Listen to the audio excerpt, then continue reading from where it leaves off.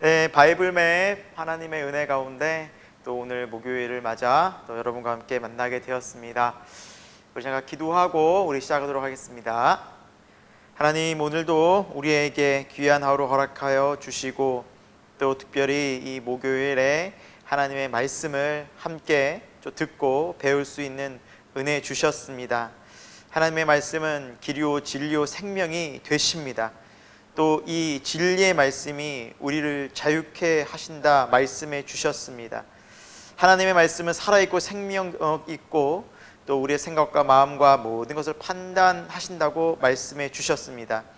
오늘도 그 생명의 능력의 말씀이 정말 우리의 영혼 깊은 곳까지 와 닿아서 우리의 삶을 하나님 정말 바른 믿음으로 또 성령의 충만함으로 또 하나님을 더 깊이 사랑함으로 정말 인도함 받는 생명의 귀한 말씀 되게 하여 주옵소서. 살아계신 예수 그리스도의 이름으로 기도드립니다. 아멘. 네, 여러분 한 주간 잘 지내셨습니까? 네, 참 벌써 6월이 되었습니다. 네, 한 해에 거의 이제 절반이 이제 다 가는 그런 우리 시간을 보내고 있죠. 이 바이블맵 시간이 또 이제 온라인으로 또 저녁에 이렇게 바뀌면서 저는 이제 혼자서 하는 이 시간을 계속해서 몇 차례 보내고 있는데 저는 조금씩 익숙해지는 것 같습니다. 네, 혼자 얘기하고 혼자 웃고 또 혼자서 이렇게 반응하고 그러고 있습니다. 여러분 어떠신지 모르겠지만 네, 하여튼 이 시간 끝까지 잘 집중하셔서 또 우리가 이제 신약성경 참 많이 앞에서부터 신약성경 봐왔고 뭐 구약은 이제 벌써 끝났지만 시작이 얼마 남지 않았더라고요. 끝까지 주님께서 주시는 말씀의 은혜가 함께 하셔서 요한계시록까지 우리 믿음으로 잘 달려나가서 하나님의 말씀이 주는 그 더 선명한 복음 저와 여러분에게 더 깊이 회복되기를 소망합니다. 오늘은 로마서 13장의 말씀을 여러분과 함께 나누도록 하겠습니다. 자, 로마서 13장을 들어가기 전에 여러분 우리가 로마서 하면은 제일 강조하는 게 무엇이었습니까? 로마서? 네, 로마서는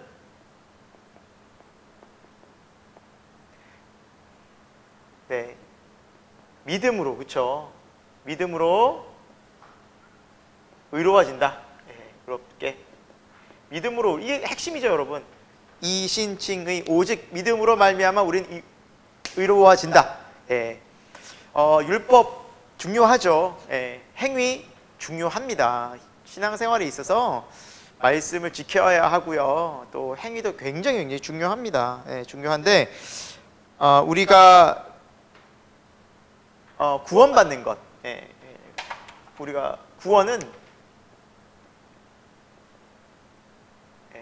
구약부터도 이 구원은 아브라함 때부터도 벌써 우리 창세기서부터 이 구원은 오직 믿음으로 하나님의 뭘 믿습니까?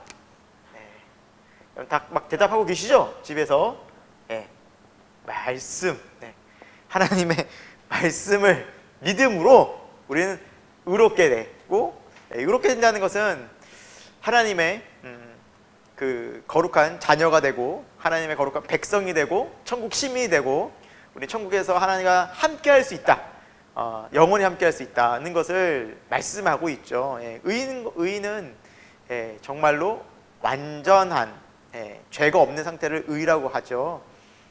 그것을 바로 성경에서 구원이라고 말하는데, 그래서 이 구원의 핵심, 우리가 어떻게 의로워집니까? 바로 십자가에서 우리 죄를 대신해서 죽으신 예수 그리스도의 대속의 은혜로 말미암아, 십자가의 은혜로, 그렇죠? 이 십자가 은혜로 우리는 구원받은 거죠. 우리 앞에서 계속 로마서 이걸 강조했죠. 다른 은혜는 없다, 다른 구원은 없다, 다른 복음은 없다. 오직 우리가 의롭게 된 데는 예수 그리스도의 십자가에서 우리의 모든 죄가 다 용서함 받은 그 십자가 사건, 그렇죠? 우리가 그걸 계속 봐왔습니다. 그걸 로마서는 믿음이라고 말하고요. 분명히 이렇게 믿음을 우리가 함께 신앙생활 하는 데 있어서 로마서 너무 중요한 역할을 하는데, 지금 12장부터는 그런데 이 믿음이 강조된 이 책에서 갑자기 12장에서 우리가 지난주에 봤지만 그리스도인의 거룩한 삶에 대해서 나옵니다. 정말로 믿음의 삶이란, 네. 그래서 구원받는 이 믿음은 바로 믿음으로 이제 의롭게 되는 삶인데 실제적으로 우리의 삶이 어떻게 변화하느냐, 예. 살아가느냐, 예. 우리의 삶이 어떻게 변화되느냐, 예. 삶의 변화, 즉 믿음과 삶에 실제적으로 나타나는 변화는 다르지 않다, 분리되어 있지 않다. 즉 성경에 말씀하고 있는 믿음은 정말 믿으면 이렇게 십자가의 예수 그리스도의 은혜로 구원받고 믿음으로 의롭게 된 사람은 삶이 어떻게 된다? 변화된다. 그 모습을 우리는 12장부터 우리는 보게 되었습니다. 변화된 삶, 네, 새롭게 변화된 삶, 네, 거룩한 삶, 네, 거룩한 삶, 정말 거룩한 삶을 우리는 살아가게 된다.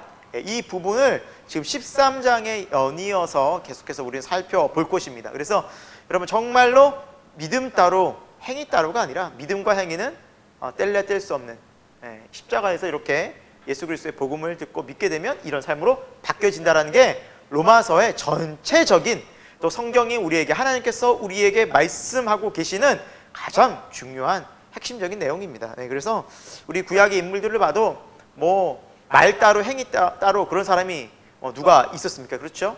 예, 말한 대로, 믿은 대로 그대로 다 살고 심지어 순교하고 믿음으로 끝까지 충성되게, 주님 따라서 그 길을 가지 않았습니까? 자, 13장에도 마찬가지로 그리스도인이라면 이 세상에서 어떻게 살아야 하는가? 권세가 나오죠. 권세. 이 권세는 세상 권세를 말한다. 세상 권세. 세상.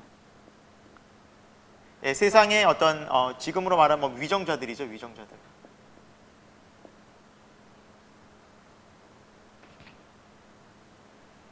쉽게 얘기하면 우리나라 대통령, 정치인들, 또 각 기관의 수장들이라고 보시면 될 것 같습니다. 그런데 이 권세들을 하나님께서 어떻게 말씀하셨다고 합니까? 예. 복종하라. 13장 1절에 권세가 하나님으로부터 났기 때문이다. 그러니까 하나님께서 하나님의 역사를 하나님께서 주관하시면서 때로는 이 사람들, 위정자들 세우신다라는 거죠. 하지만 여러분들도 다 마음에 들거나 그러진 않죠.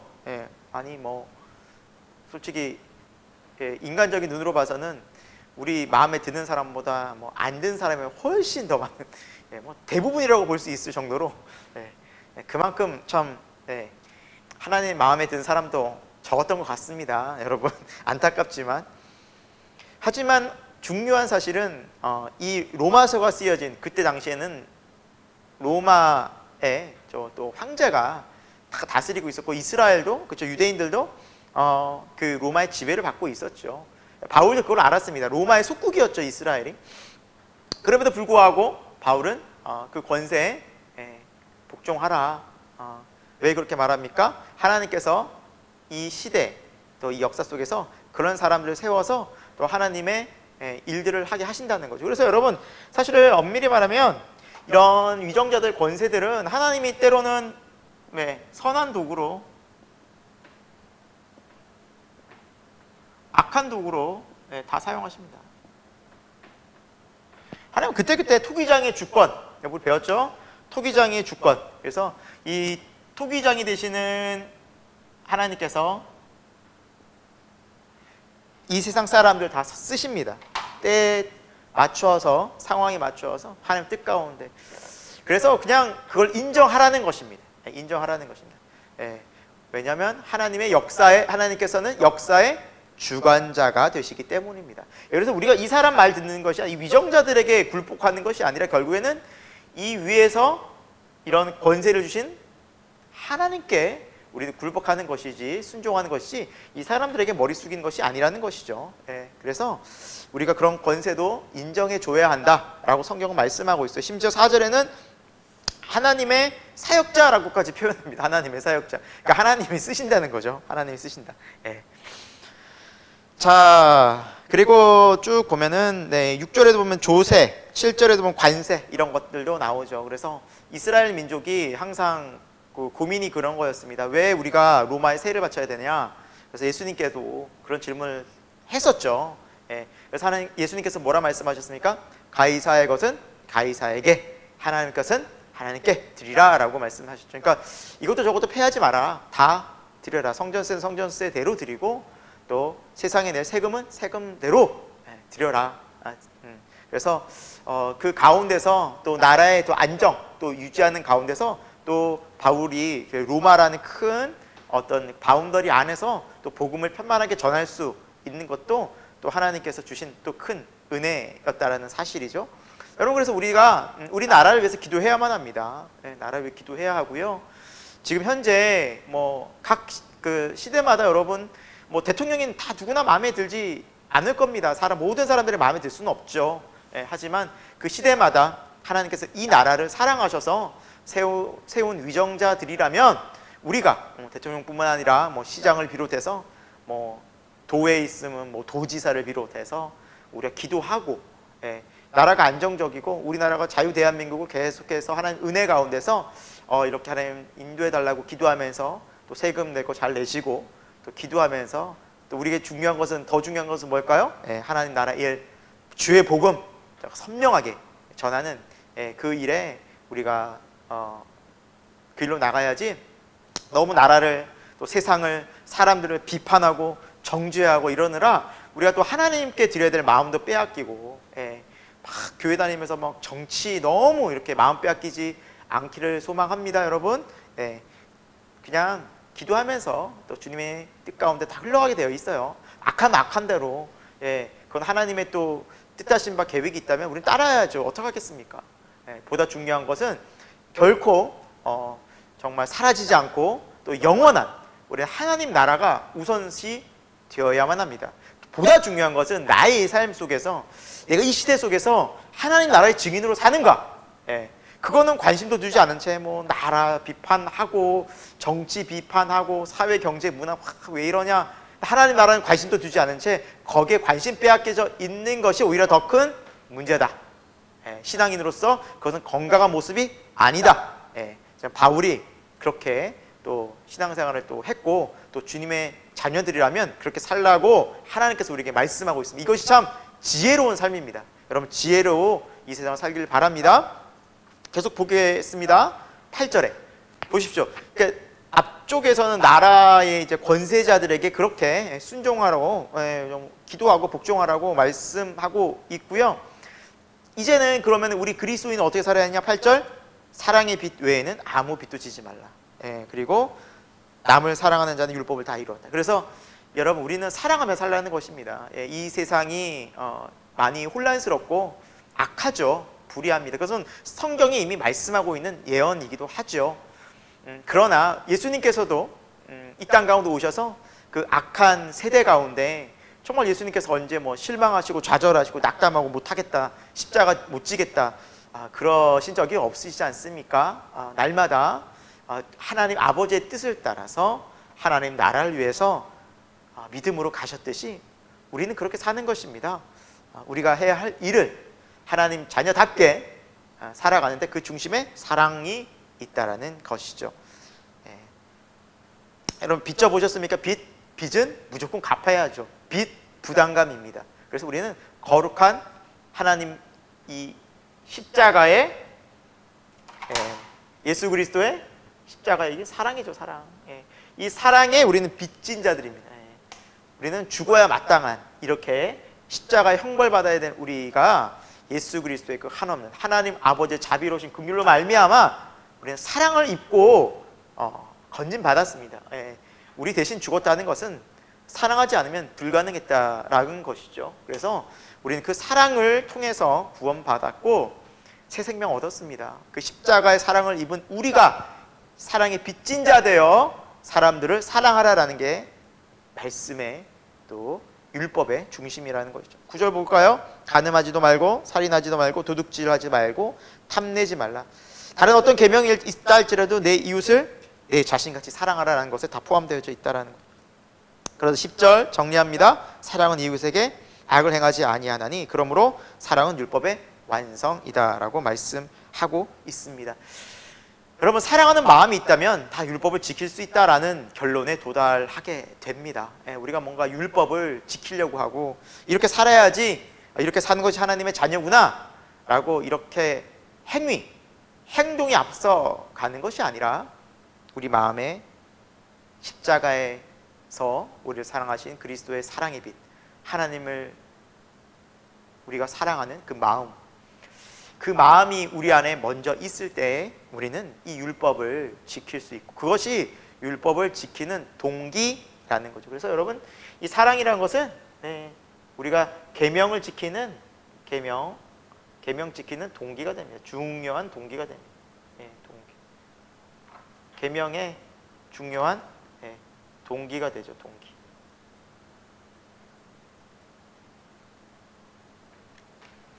자, 11절에 보시면 우리가 어떻게 살아야 하는가? 그리스도인의 삶의 모습이죠. 자다가 깰 때가 됐다. 이제 정신을 차리라라는 거죠. 정신 차리고 시대를 분별하고 이 악한 세대를 깨어서 휩쓸리지 말고 세상에 마음 빼앗기지 말고 우리의 구원은 점점 가까이 오고 있다. 정말 그렇죠, 여러분? 하루하루 삶을 살아갈 때마다 구원이 가까워지고 있다는 것은 당연하겠죠. 그렇죠? 우리가 하루 살면 하루 살수록 우리의 죽음의 시간이 점점 다가오고 있기 때문이죠. 하지만 그 죽음을 넘어 우리는 부활의 완전한 정말 하나님의 영광에 또 이룰 수 있는 그 과정이기 때문에 이것이 오히려 우리에겐 은혜의 좀 시간 하루하루라는 사실입니다. 자, 우리는 이제 정신을 차리고 빛의 갑옷을 입고 13절 방탕, 술 취함, 음란, 호색, 다툼, 시기, 이런 세상의 옛 모습, 우리도 옛 모습은 이렇지 않았습니까? 똑같지 않았습니까? 그러나 우리는 새롭게 주 안에서 거듭났기 때문에 이 삶을 버리고 14절 주 예수 그리스도로 옷 입으라. 우리는 거룩한 옷을 입고 살아가는 것이다. 그래서 육신과 정욕을 도모하지 말자 이렇게 말씀하고 있죠. 자, 여러분, 예수 그리스도로 옷 입으라는 말씀은 참 중요한 의미가 있습니다. 그리스도로 옷 입으라. 여러분, 우리는 죄성이 여전히 있죠. 옛 본성이 남아 있는 어떤 그런 육신을 갖고 있는 존재입니다. 그래서 또 죄 짓고 넘어지지만 우리의 의는 예수 그리스도로 옷을 입은 겁니다. 그래서 가려주신 겁니다. 그래서 하나님께서 우리를 의롭게 보신 이유는 예수 그리스도로 옷 입은, 그래서 옷을 입었을 때는 안의 것이 감춰지지 않습니까? 그래서 우리의 죄된 모습들이 감춰졌기 때문에 하나님께서 우리를 의롭게 여기신다라는 사실입니다. 여러분, 하늘에서 새하얗게 눈이 싹 내리면 온 대지가 다 하얗게 덮이지 않습니까? 그 눈 밑에 뭐가 있든지 위에서 보면 다 하얗듯이 예수 그리스도로 옷 입은 사람은, 그 영혼들은 하나님 아버지께서 우리를 의롭다 칭해 주시는 겁니다. 그것은 바로 예수 그리스도의 바로 의 때문이죠. 그래서 우리는 예수 그리스도로 옷 입고 예수 그리스도와 함께, 그래서 항상 성경 말씀은 주와 함께, 주 안에서, 이런 것이 굉장히 중요합니다. 그래서 우리가 예수 그리스도와 함께 하지 않으면 우리의 의는 아무 정말 가치도 없고 우리는 그냥 죄성이 드러날 연약한 인간일 뿐입니다. 꼭 기억할 수 있기를 바랍니다. 우리의 힘이 아닌 예수 그리스도의 능력으로 우리는 이렇게 의롭게 살 수 있다는 것이 복음의 십자가의 능력이라는 사실입니다. 14장 가봅니다. 자, 이제 어떻게 살아야 할까요? 자, 믿음이 연약한 자를 너희가 봤대. 여러분, 신앙생활 하다 보면 교회에서도 믿음이 약한 자들이 있죠. 그들의 의견을 비판하지 말라. 이제 신앙과 믿음은 있지만 아직은 좀 연약해서 막 자기 딴에는 막 열심으로 이렇게 하면 더 좋겠다 막 그 의견을 냈는데, 때로는 좀 연약한 지체이기 때문에 믿음은 있지만 부족한 면이 분명히 있을 겁니다.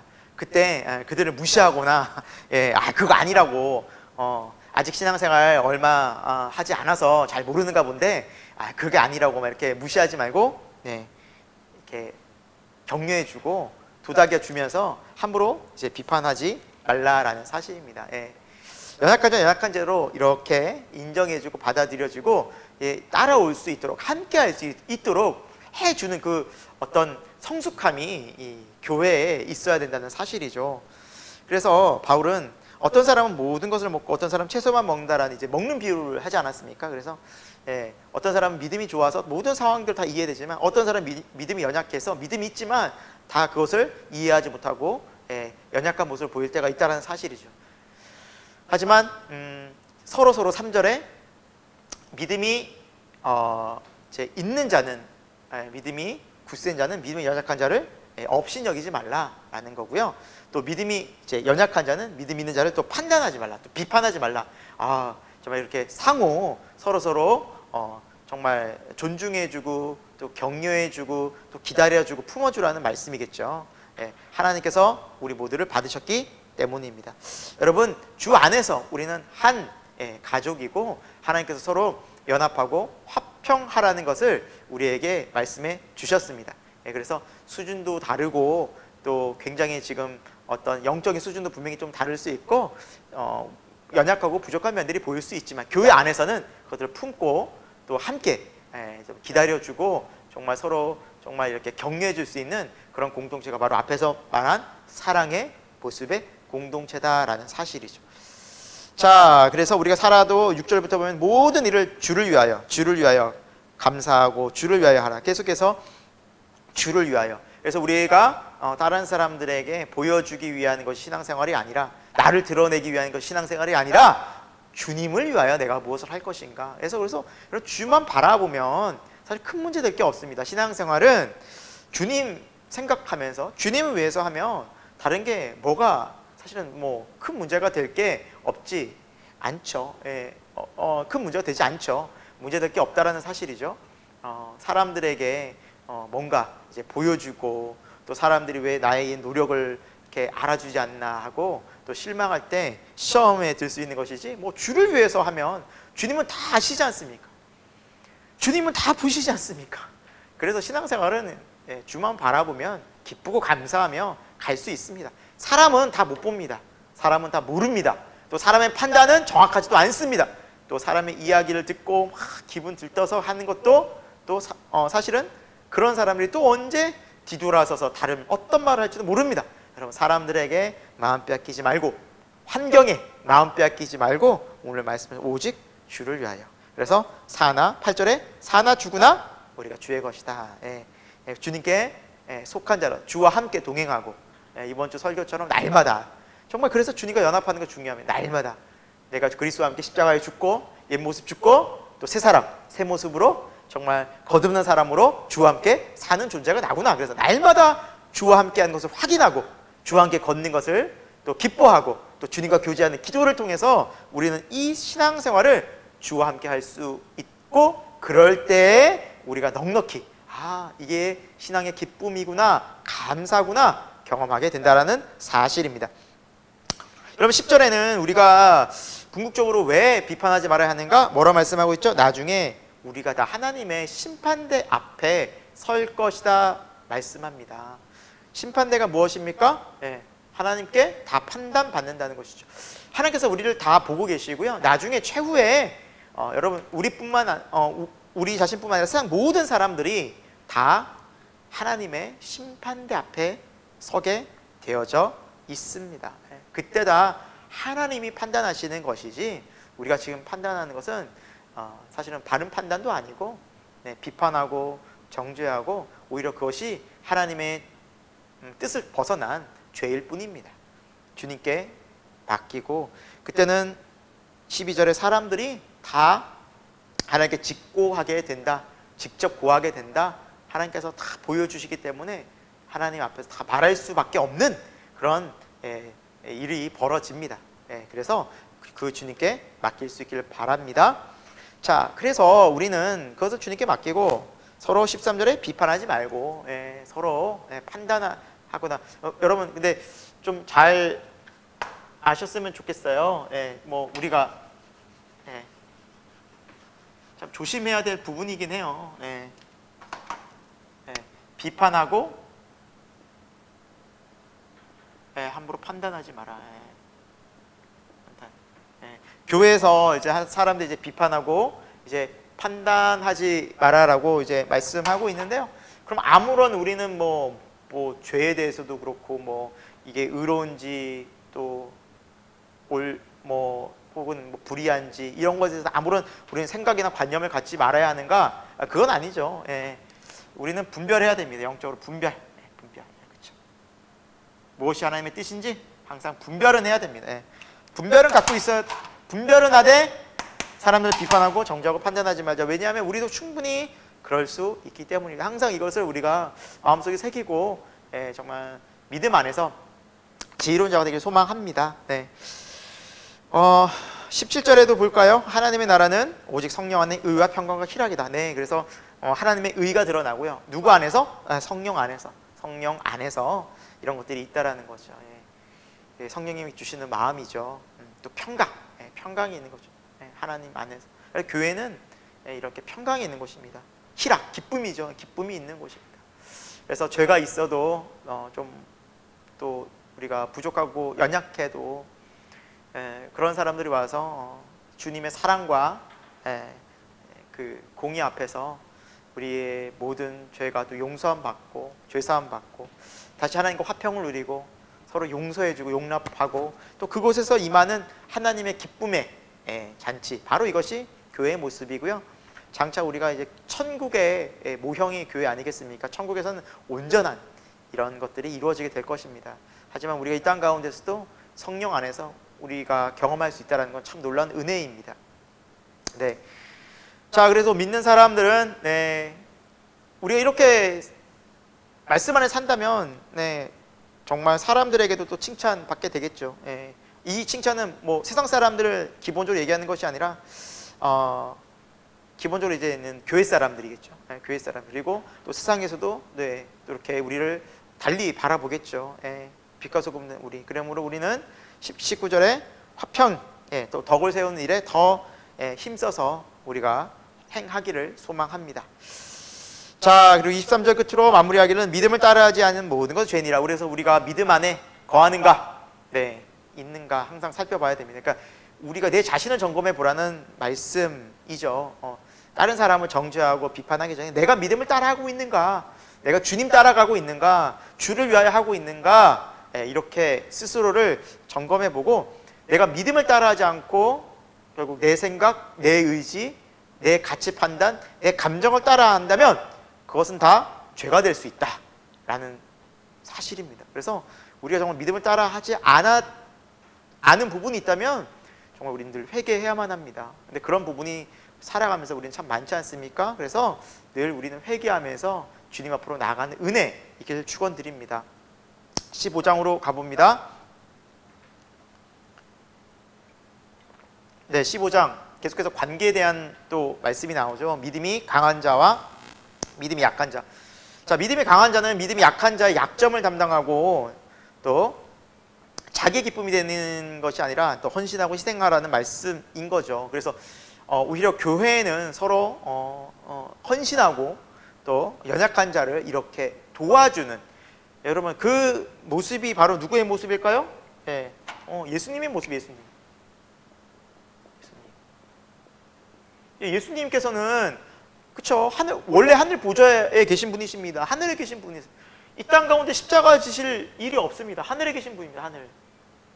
하늘에 계신 분이 어디에 내리셨어요? 땅에 내려오신 정도가 아니라 십자가 지셨죠.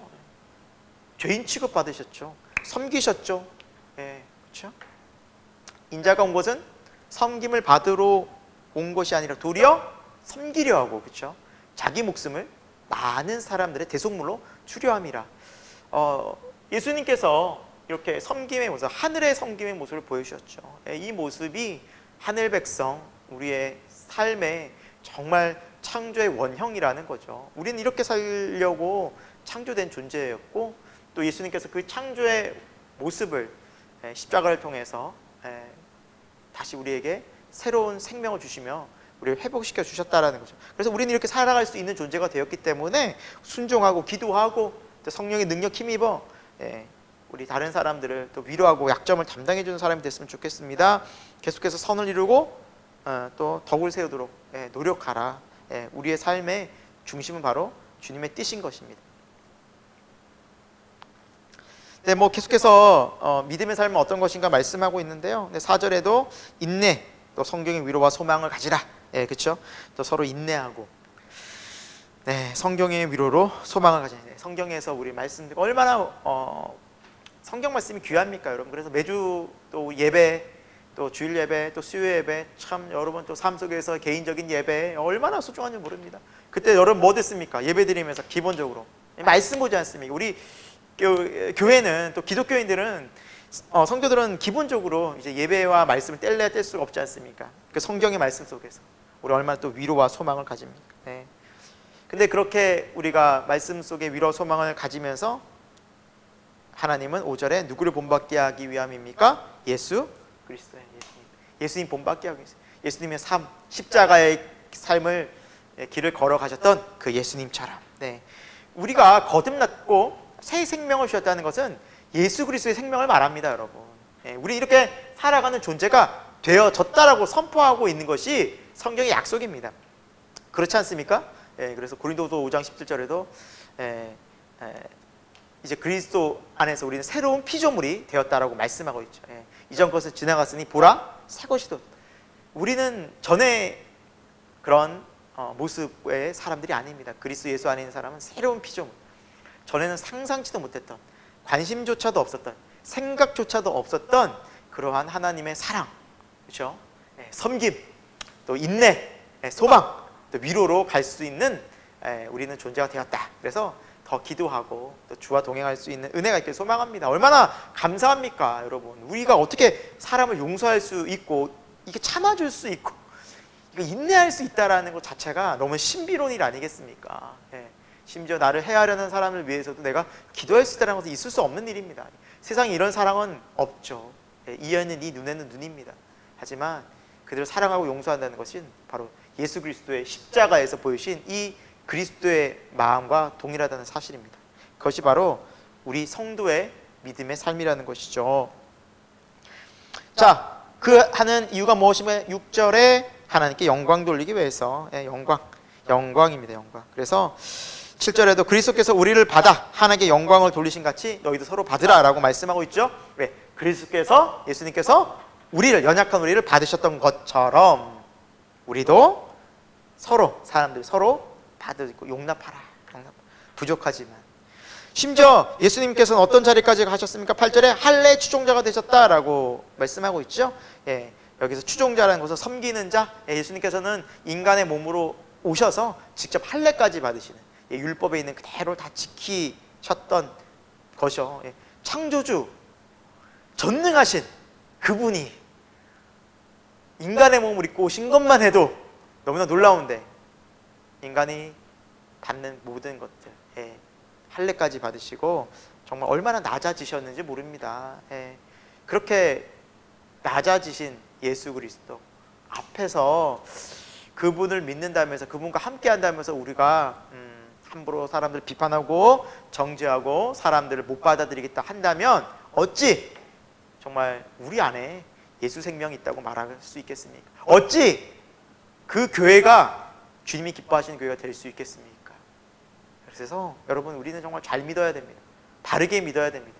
아무리 강조해도 지나치지 않습니다. 우리 성경대로 믿어야 됩니다. 성경 말씀대로 믿음 생활 해야 됩니다. 우리가 이렇게 살지 못한다면 철저히 우리가 다시 스스로를 돌아보고 회개할 수 있는 은혜 있길 소망합니다. 자, 9절부터 보면 이제 이방인들, 열방이라는 단어가 계속 나와요. 하나님께서는 하나님 뜻 가운데 예수 그리스도를 통해 온 열방이 돌아오는 것이 바로 하나님의 뜻이다. 그것이 무엇입니까? 네, 중간에 쓸까요? 크게 쓰겠습니다. 교회, 그리스도의 몸된 교회로 온 열방, 뭐 유대인이나 이방인이나 이제 다를 게 없죠. 그리스도의 몸된 교회로 연합시켜 주십니다. 필요에 의해서 구약의 율법, 또 제사, 이런 말씀들을, 예수 그리스도를 보내주기 위해서 이제 유대인들을 하나님께서 이스라엘을 선택하셨지만, 결국에는 하나님의 구원 계획은 온 열방, 온 민족, 모든 민족입니다. 그래서 오직 성령이 너에게 임하시면, 그렇죠? 너희가 권능을 받고 예루살렘, 온 유대와 사마리아와 땅 끝까지 이르러, 땅 끝까지 이르러 내 증인 되리라 하시니라 말씀해 주셨죠. 하나님의 뜻은 온 열방. 그래서 저런 계속 밑줄 치신 걸 보면은 뭐 이사야서나 뭐 지금 뭐 다른 뭐 신명기나 이런 인용된 구절들을 보면 다 온 열방들이, 모든 백성이, 열방이 정말 주님께 돌아오고 주님께 찬송하고 주님께 소망 두는 것, 하나님 아버지의 뜻이다. 예수 그리스도께서는 십자가로 그것을 완성하셨다. 그것이 교회다 라는 거죠. 그래서 우리가 이제 마지막 날 또 주님 오시는 때가 되면 이 교회, 온 세상 가운데 우주적 교회, 주님 역사 속에서 부르신 주님의 모든 백성들, 이 교회가 하나님의 백성들이 영광된 찬양을 영원히 보좌 위 어린 양께 영광 돌리고 천군 천사와 함께 찬양할 날이 올 것입니다. 그리고 영원히 그 찬송과 경배와 기쁨과 그 간증 속에서 우리는 주님과 믿음의 성도들과 교제할 것입니다. 주님은 그 뜻들을 이루시기 위해서 지금도 쉬지 않고 정말 일하고 계시죠. 우리가 그 일에 함께 소망 가운데 동참했으면 좋겠습니다. 자, 그래서 13절, 소망의 하나님께서는 우리에게 기쁨, 또 평강, 또 성령의 능력 가운데 소망을 넘치도록 주기 원하신다라고 말씀하고 있죠. 얼마나 좋습니까, 여러분? 우리가 아무리 이 세상 살면서 어려워도 우리 마음에는 성령 안에 변할 수 없는 약속된 기쁨, 평강, 또 소망, 여러분 삶 속에서 누리고 주일날 더 충만히 누리고 그럴 수 있기를 축원드립니다. 약속의 말씀이기 때문에 반드시 이루어집니다. 자, 바울은 또 스스로를 말하기를 16절에 나는 이방인들을 주님께로 인도하는 복음의 하나님 복음의 제사장이다. 자기가 그렇게 스스로를 또 말하면서 끝까지 정말 이방인 복음, 하나님 나라의 복음 증인 되기 위해서 정말 선교하다가 마지막에 또 감옥에서 또 순교를 당했죠. 여러분 정말 이렇게 믿음으로 끝까지 달려나가 충성된 주님의 사람들로 인해서 교회는 복음은 계속 전해지고 있습니다. 자, 바울은 19절 성령의 능력으로 예루살렘으로부터 또 일루리곤까지, 예루살렘은 뭐 우리 잘 아는 지역이죠. 또 일루리곤은 이제 지중해 위쪽으로 정말 이제 로마로 쭉 올라가는 굉장히 마게도냐 위쪽으로 더 이제 유럽을 향해 가는 그 지점까지 정말 바울이 전도행 1차, 2차, 3차, 나중에 4차는 로마로 가면서 정말 주님 그렇게 복음을, 생명의 복음을, 영생의 복음을, 자유의 복음을 전하고 그렇게 주님 나라 갔죠. 정말 그 마음을 좀 우리가 함께 그리스도의 마음을 함께 닮아가면서 이 땅 가운데서 우리가 복음의 증인 됐으면 좋겠습니다. 주님 마음은 바울의 마음이나 우리의 마음이나 동일하다고 믿습니다. 그 마음속 역사하시는 성령님이시기 때문에 우리도 이렇게 주님 사랑하고 복음의 빚진 자가 된다면 우리도 얼마든지 복음의 증인되어서 그리스도의 사랑을 전하고 나누고 전파하는 자들이 되리라 믿습니다. 하여튼 바울은 언제나 복음 증거하기 위해서 애를 썼던 사람이고요. 21절부터 보면 로마를 여러 번 가려고 했어요. 땅끝까지 이르러 막 증인되려고 그 복음 붙잡고 주님 빨리 오시기를 소망하는 마음으로 전했죠. 그래서 23절에 서바나, 스페인이죠. 결국에는 그 당시에 어떤 땅끝이라고 말하는 지역은 스페인이었는데 땅끝까지 이르러 내 증인되리라라는 그 주님의 명령에 정말 죽도록 충성했던 그런 사람이 바로 사도 바울이었습니다. 주님 사랑하는 마음으로 끝까지 생명 다하여 복음 전파의 증인이 되었습니다. 자, 이제 25절 또 26절에 보면 이제 예루살렘의 성도들을 위해서 마게도냐, 아가야 사람들이 이제 헌금을 한 이제 부분이 나옵니다. 참 너무 귀하죠. 너무 멀리 떨어져 있는 곳이었지만 이제 마게도냐나 아가야 이방 지역이죠. 이방 지역이 예루살렘 교회가 어렵다고 하니까 정말 자신들의 정말 주머니를 탁 털어서 그들 돕기에 헌금하는. 그래서 여러분 이방인이나 그렇죠? 유대인이나 그리스도 안에서 한 몸된 지체라는 것이죠. 정말 이 주님의 말씀처럼 한 성령 안에 비록 지역은 떨어져 있고 정말 어떻게 보면은 인종도 다르고 민족도 다르지만 정말 그리스도 안에 우리는 하나이기 때문에 자신의 삽이 얼마나 좀 이 시대에 좀 어려웠던 그 시대에 좀 물질을 이렇게 드린다는 것이 쉽지 않았는데 그 먼 거리에 있는 교회를 위해서 기꺼이 헌신하고 섬기는 정말 이렇게 마음을 다하여 서로 사랑하는 그런 아름다운 교회의 모습을 볼 수가 있습니다. 자, 그래서 우리가 여러분 헌금하고 우리 주를 위해서 하는 그 드리는 것들이 정말 기꺼이 기쁨과 감사함으로 드렸으면 좋겠습니다. 또 그리고 우리 교회가 계속해서 어려운 또 교회를 도울 뿐만 아니라 선교와 또 구제와 하나님 나라를 위해서 함께 이 헌금을 귀하게 쓰는 그런 하나님의 귀한 통로가 됐으면 좋겠습니다. 자, 16장인데요. 이제 마지막 장이죠. 로마서. 네, 로마서 드디어 마지막 장이 왔습니다. 자, 이 로마서 16장에는 이제 가장 크게 개인 문안 인사하는 여러 명의 이제 인물들이 나옵니다. 이제 가장 중요한 건 뭐냐면 보통 이 시대 2000년 전에는 여러분 이제 남성들 위주의 세상이었습니다. 그리고 우리 조선 시대만까지만 해도 여러분 잘 알지 않습니까? 여성들의 인권이 얼마나 인정받지 못했다라는 사실을 우린 잘 알고 있죠. 2000년 전에도 얼마나 심했겠습니까? 그런데 이 16장의 첫 번째 1절에는 자매 베베의 이름이 나옵니다. 그래, 갱그레아 교회 일꾼이 자매 베베, 그리고 특별히 정말 사도 바울이 추천까지 하는 믿고 이렇게 정말로 하나님의 귀한 일꾼이다라고 인정해주는 첫 번째 이름이 자매입니다. 자매. 여러분 참 쉽지 않은 것입니다. 여성의 이름이 나오는 거죠. 여성의.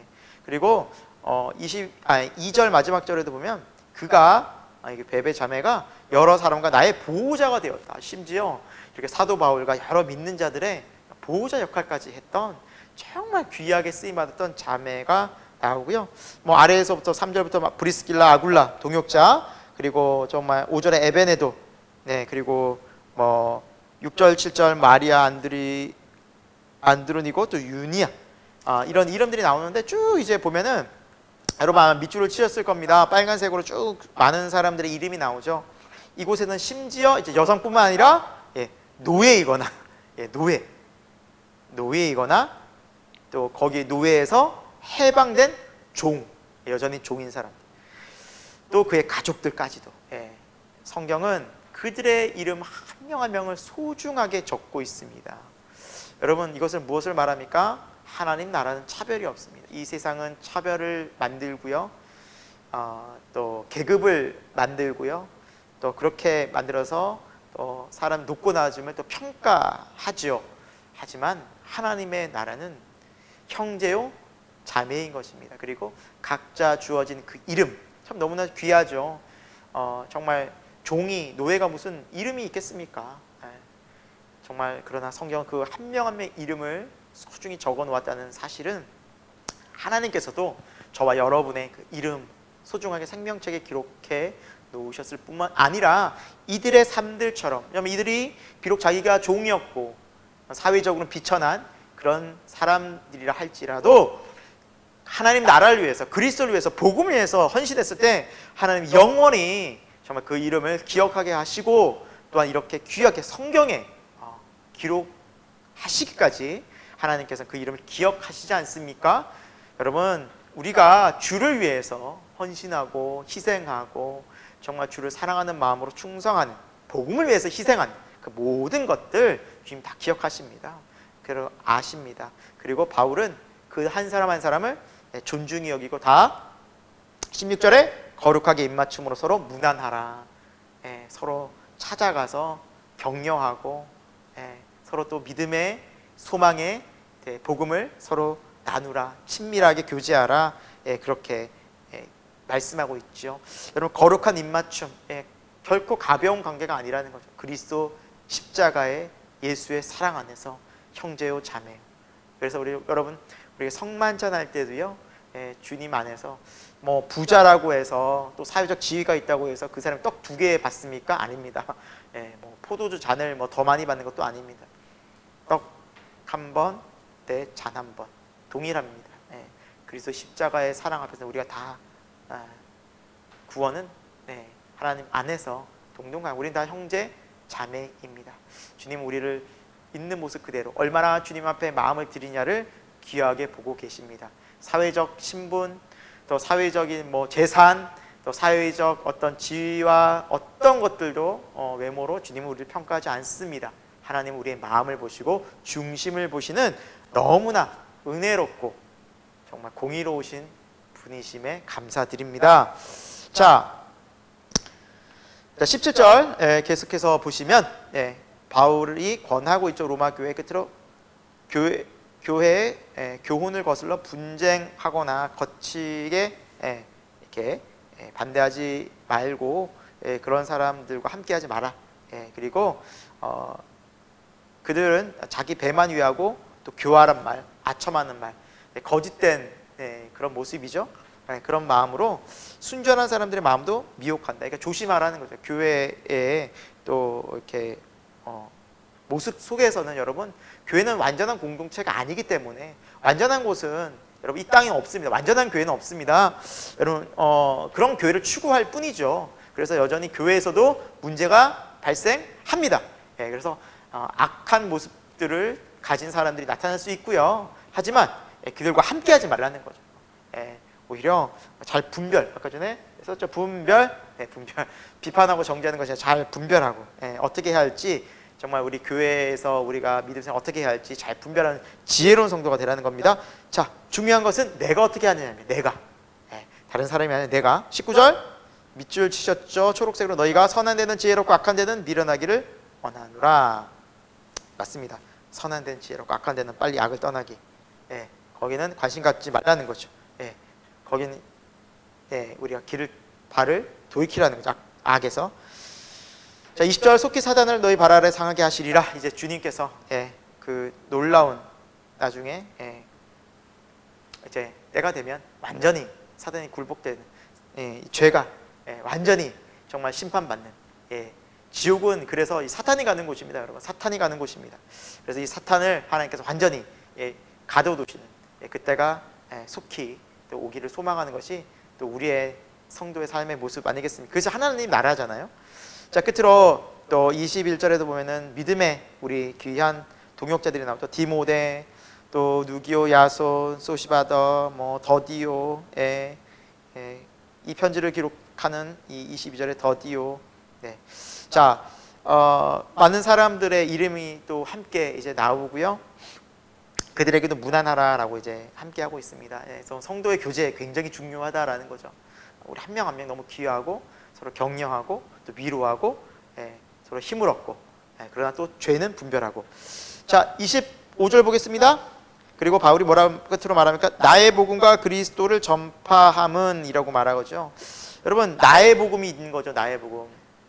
예수 그리스도를 분명히 전파해야 하지만 나의 복음, 내가 만난 이 십자가의 뜨거운 그 구원의 은혜 여러분 있으십니까?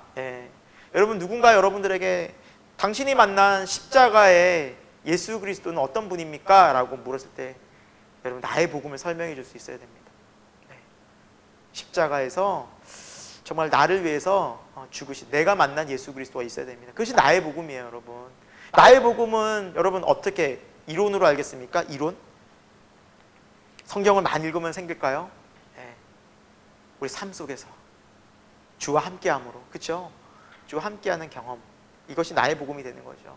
살아계신 예수 그리스도, 인격적인 분이십니다.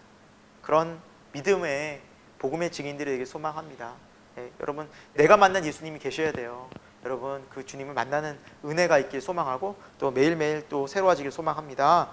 자, 26절, 이것은 신비의 계시입니다. 여러분, 놀라운 신비, 그러니까 우리가 인간의 생각과 판단으로 측량할 수 없는 신비의 계시는 주어진 것이죠. 하나님의 뜻과 섭리 가운데 보여주신 겁니다. 그래서 이게 보여지지 않으면 우리가 볼 수 없는 것입니다. 그래서 이 복음은 예수 그리스도를 통해서 보여졌기 때문에 우리가 알게 된 것이지, 우리 스스로가 뭔가 도를 깨닫고 어떤 노력을 해서 지식으로 알아진 것이 아니라 예수 그리스도를 통한 하나님을, 또 예수 그리스도를 통한 하나님의 그 복음을, 진리를 우리는 그분 통해서, 그래서 하나님이 보여주신 것을 통해서 아는 것이 바로 계시입니다. 그래서 이 신비의 계시는 바로 예수 그리스도십니다. 예수 그리스도를 통해서 우리는 선명하게 하나님의 뜻을 가장 확실하게 우리 이 땅 가운데 드러난 것을 우리는 알 수 있습니다.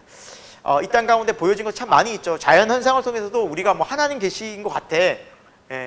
정말 천하 만물이 이렇게 뭐 자연스럽게 우연히 생겨 같지 않아 하면서 뭔가 신적 존재에 대해서 알 수 있지만 정말 하나님 우리를 얼마나 사랑하시고 이렇게 우리를 위해서 정말 이런 마음이시고 죄인 된 우리를 또 우리를 정말 자녀 삼아 주시고 이것이 하나님의 뜻이고 계획이고 이런 것들은 예수 그리스도를 통해서 나타난 계시입니다. 이것을 특별 계시라고도 말하는데요.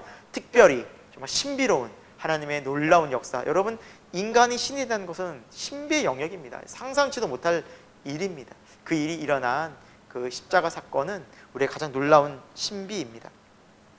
끝으로 27절에 지혜로우신 하나님께서 예수 그리스도로 말미암아 영광이 세세 무궁하도록 있을지어다. 아멘. 지혜로운 하나님께, 여러분 이 하나님의 지혜와 뜻을 우리가 감히 측량이나 감히 상상이나 할 수 있었겠습니까? 여러분, 이 십자가 사건, 예수 그리스도를 아들 예수님을 보내주시겠다는 이 이야기, 이 스토리는 우리 인간의 도저히 생각지도 못하는, 그리고 특히나 이 세상 인간이 만들어낸 어떤 신화에서도 이런 스토리가 나올 수 없는, 찾아볼 수도 없습니다. 인간이 신이 되어서 인간을 대신해 죽고 그리고 사랑하여서 정말 우리 안에서 함께 하신다, 이런 이야기는 어떤 이 인간이 만들어낸 스토리가 아닙니다. 그 하나님의 그 지혜로우신 그 긍휼과 사랑 속에서 예수 그리스도로 말미암아, 아들 예수님으로 말미암아 이 영원히 이제 우리는 그 구원의 영광을 천국에서 세세토록 찬양하게 될 것입니다. 그것이 하나님께서 우리들에게 보여주신 신비로운 계시이고 복음이자 예수 그리스도를 통해서 우리에게 확실히 보여주신 하나님의 사랑이라는 사실입니다. 사랑하는 여러분, 오늘 로마서를 마치면서 우리에게도 오직 의인은 믿음으로 산다라는 이 믿음의 고백이 선명해지길 소망하고, 이 믿음의 중심에는 십자가, 예수 그리스도의 십자가, 그 사건이 정말 중심이었고, 그것은 십자가는 예수님께서 죽으신 이유는 바로 우리를 사랑하셔서 우리 죄를 대신해서 죽으시고 우리를 의롭다 또 칭하시고, 또 그 하나님의 놀라운 그 말씀대로 정말 우리가 의롭게 되었고, 또 새로운 피조물이 되었고, 또 우리가 이렇게 하나님 뜻 안에서 거듭나서 새로운 하나님의 거룩한 백성으로 살아갈 수 있게 되었다. 또 그렇게 삶을 우리가 쭉 살펴보았죠. 이런 믿음의 삶을 우리가 순종하며 살아가야 한다라는 것을 우리가 함께 살펴보았습니다. 저와 여러분에게 이 삶이 실제가 된 은혜가 있게 되길 소망하고, 주 안에서 저와 여러분이 항상 기뻐하고 또 쉬지 않고 기도하고 또 범사에 감사하는 인생 되기를, 늘 그렇게 살 수 있기를 소망하며 이 시간 마치도록 하겠습니다. 함께 기도하겠습니다. 하나님 아버지, 오늘 우리가 로마서를 또 하나님 은혜 가운데 잘 마무리합니다. 하나님의 말씀이, 이 주어진 말씀이 단지 지식에서 그치지 말게 하시고 우리 삶에 실제되는 은혜 허락해 주옵소서. 특별히 성령님께서 우리 각자에게 함께하여 주셔서 이 말씀의 능력을 경험하고, 이 말씀에 살아있음을 경험하고, 또 하나님께서 살아계심을 정말 맛보아하는 우리 모든 주님의 백성들, 자녀들 될 수 있도록 인도하여 주옵소서. 예수님의 이름으로 기도드립니다. 아멘. 감사합니다.